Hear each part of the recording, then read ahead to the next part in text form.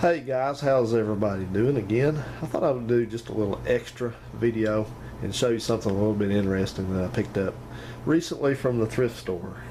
About every month or so I go around to the thrift stores in this area and I try to be very selective of what I pick up. If I find something that's worthwhile or whatever, I'll pick it up and keep it for my own use or maybe resell it or whatever the case may be. Some things I like to fix and that sort of stuff, so you know all about that. So here's something I picked up a couple weeks ago.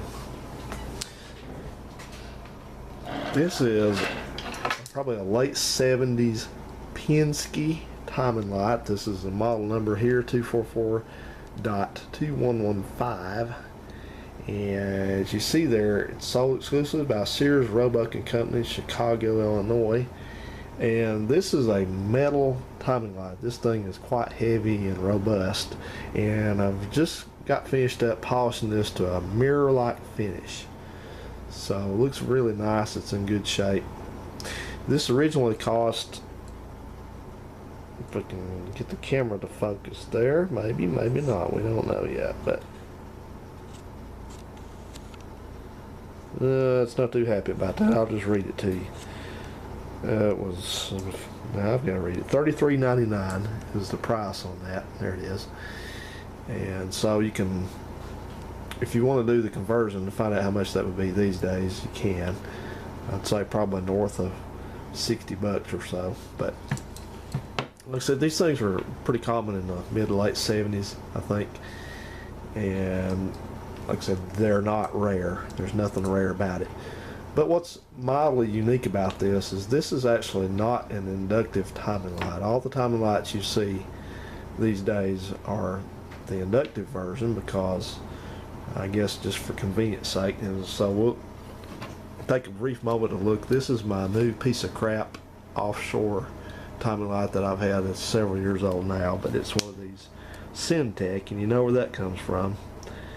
As little as I use one of these timing lights, I ain't gonna spend no much money on one of them. So I got this one, and it still does work. It's a dial back timing light, which means you can see how much advance your distributor has by using this dial.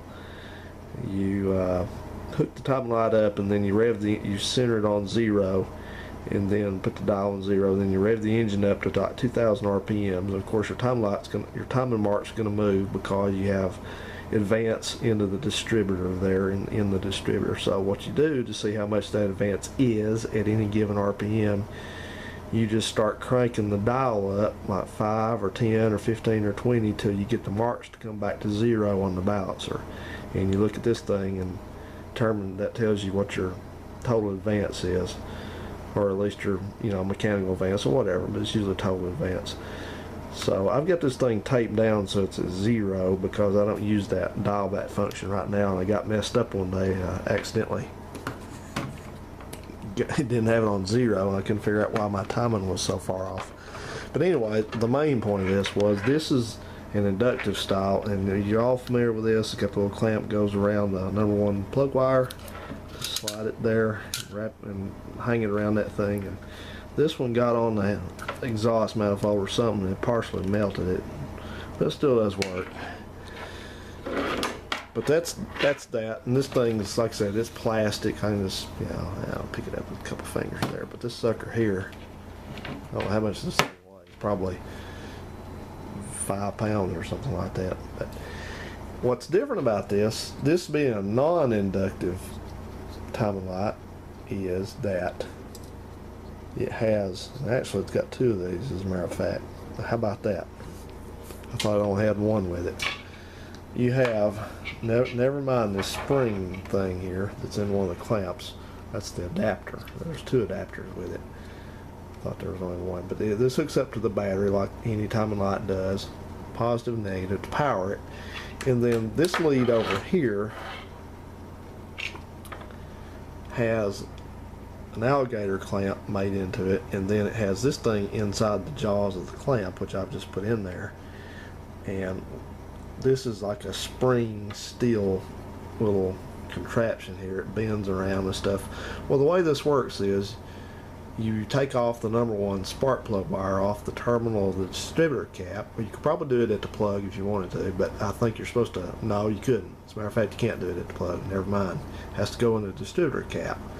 So you take this thing, take the plug wire off, and you would put this spring thing in the terminal there, and then you put the wire back on the top of it, and then put this thing around it right here. You clamp it to it, or whichever order it works out best. But that's how it works. So it's not inductive like those are.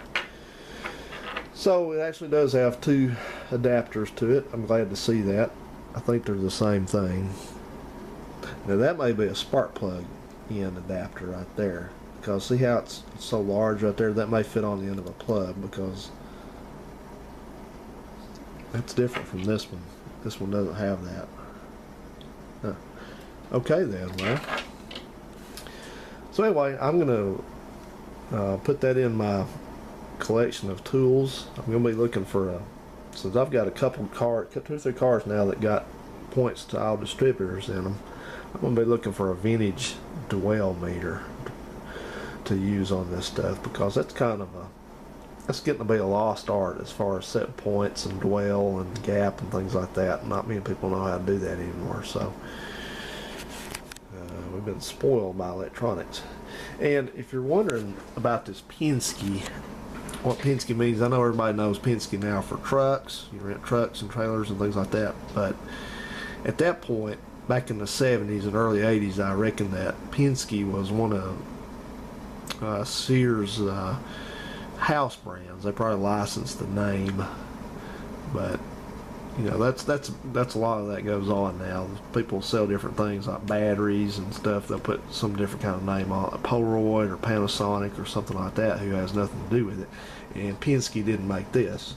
This was probably made by Equus or someplace like that. There were only a couple timing light manufacturers back then. So, and this is actually I think they still make parts for this thing if something's wrong with it, like the bulb's out or something. But this is a xenon light in it. This replaced the older models that had a yellow, I think it was a fluorescent bulb of some sort in there, and you couldn't hardly see the marks on the balancer in the daylight. So it's a pretty good timing light. It's quite a vintage piece, and I'm glad to have that. So anyway, I thought I would show you that and just kind of give you all a few things to watch here, because I'm about to go out of town for work all this next week, so I will not be here making videos or posting videos. So I'm going to post this one. I'm going to do one tomorrow, so you may want to, so you don't have TNG withdrawal symptoms, you may want to space out your watching of the videos. So anyway, guys, appreciate you watching. Please comment, subscribe if you haven't, and I'll see you on the next go round.